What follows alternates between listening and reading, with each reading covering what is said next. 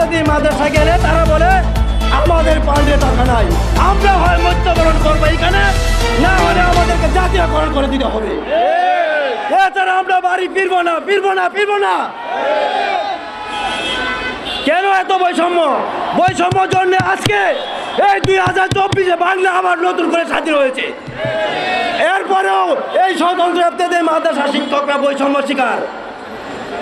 আমরা কি এই দেশের নাগরিক নই?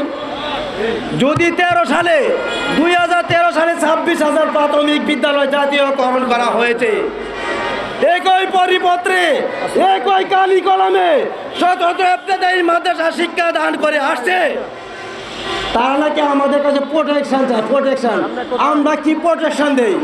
What is this? আমি বলতে চাই আজকে ইউনিভার্সিটি থেকে আরম্ভ করে কলেজ পর্যন্ত যত মেধাবী ছাত্র আছে সবগুলি মাদ্রাসা ছাত্র, সবগুলি মাদ্রাসা ছাত্র।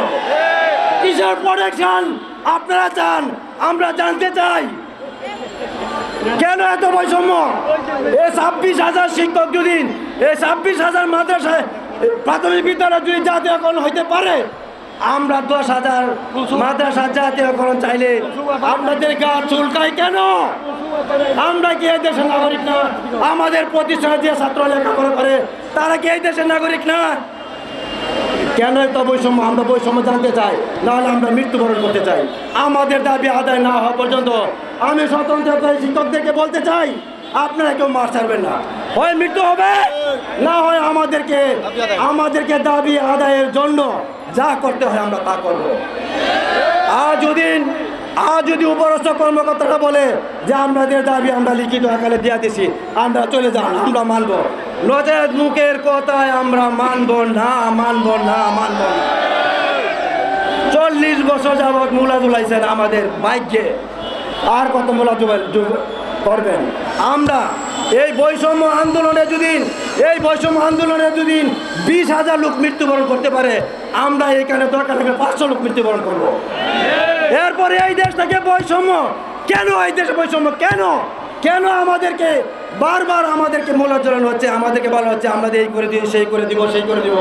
আজ পর্যন্ত এই 39 বছরে কি কোনো গভর্নমেন্টের ফান্ডে টাকা ছিল না যে স্বতন্ত্র ইফতেদায়ী মাদ্রাসায় টাকা দিবে? কিসের এসব বৈষম্য? আমাদের মাথায় টুপি দেখে গিয়ে তো বৈষম্য নাকি? তাহলে টুপিওয়ালারা কি এই দেশের মানুষ না?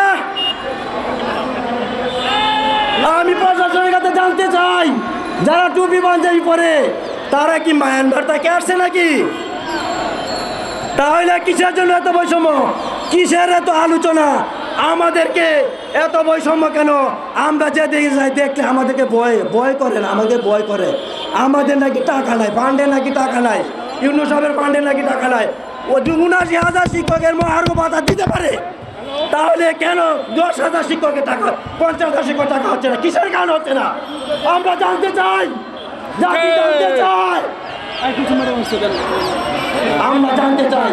আমাদের মন হবে না, আমাদেরকে জাতীয় করে দিতে হবে, নচেত আমরা এই প্রেস মার্কেটে যাবো না, যাবো না, যাবো না।